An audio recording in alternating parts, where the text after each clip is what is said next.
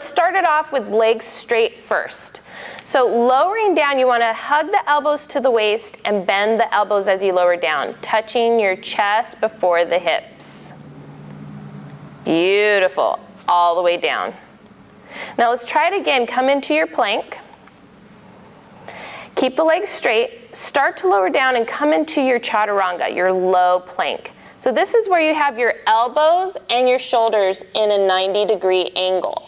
So making sure the shoulders haven't dropped below the elbow line, holding that 90 degrees, and then coming all the way down. Beautiful. So only time you want your shoulders to drop below the elbow line is if you're fluidly coming down. If you're gonna pause and hold that chaturanga, you want the 90-degree angle, not the shoulder below the elbow line.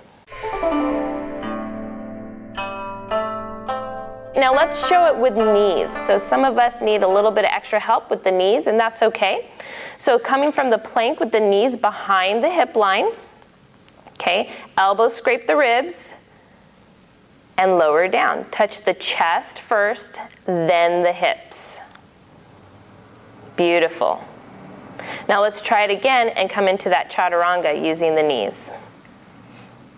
So elbows will bend and we hold halfway, still having that 90-degree angle with the elbow.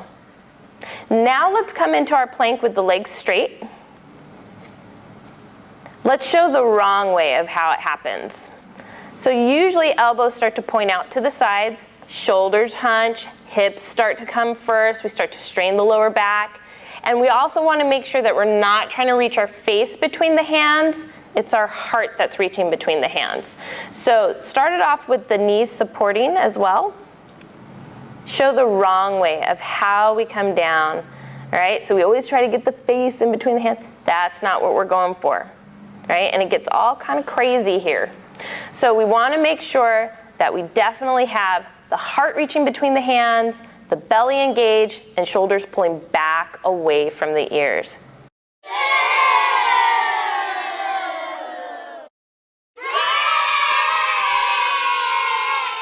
Gorgeous. And there's your plank into chaturanga all the way down.